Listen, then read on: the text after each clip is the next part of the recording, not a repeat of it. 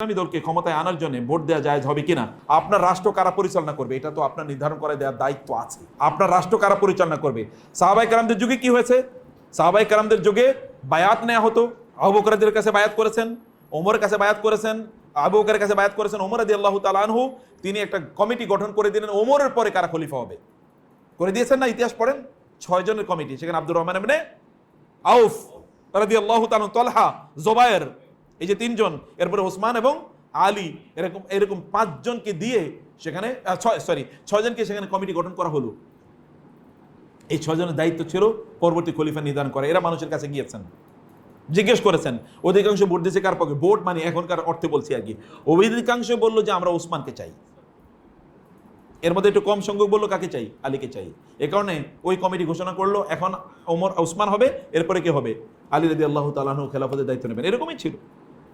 এরকমই ছিল। অথবা এখানে একটা অপিনিয়ন দেওয়ার তো সুযোগ আছে।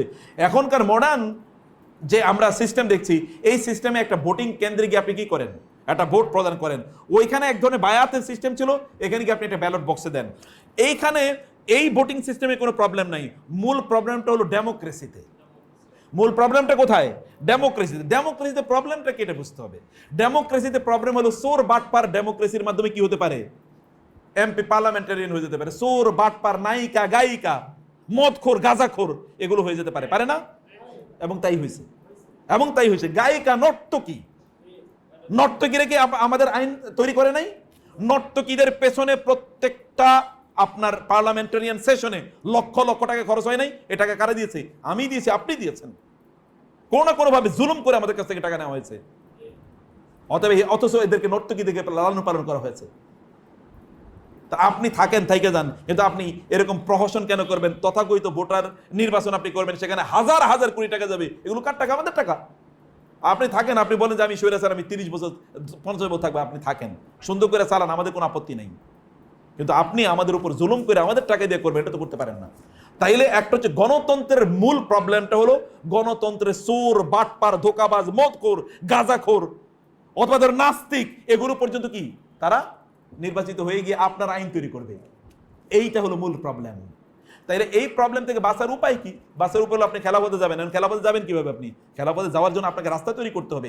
আপনি উপর থেকে যান আর নিচ থেকে যান, যে কোনো একটা থেকে যাইতে হবে। নিচ থেকে আপনি তাওহীদের প্রচার করেন, সবাই তাওহীদবাদী হয়ে যাক, এটা একটা হোক। যদি সেটা না হয়, অথবা এটাও আমরা করতে থাকি, যারা উপর থেকে করে তাদেরও বিরোধিতা করার দরকার নেই। কোনো না কোনো একটা পদ্ধতিতে আসুক। একজন দিনদার মানুষ যদি আসে, তাহলে আপনার ক্ষতি হবে না, মনে রাখবেন। কেউ যদি যারা দিনকে ভালোবাসে, কমপক্ষে তারা আমাদের ক্ষতি করবে না। কমপক্ষে বলবে না যে এখন একাডেমি ফর কমিউনিটি ডেভেলপমেন্ট এটা বন্ধ করে দেওয়া হোক, কারণ এখানে কি শেখানো হয়? আমরা জানি ইসলামিক স্কুলগুলো বন্ধ করে দিচ্ছে, কিন্তু হিন্দুদের স্কুল বন্ধ করছে নাকি? হ্যাঁ, আপনি দেখেন তো যাদেরকে ধরছে অধিকাংশই যে এখন যারা বাইর হয়েছে, অধিকাংশই বলছে যে আমাদেরকে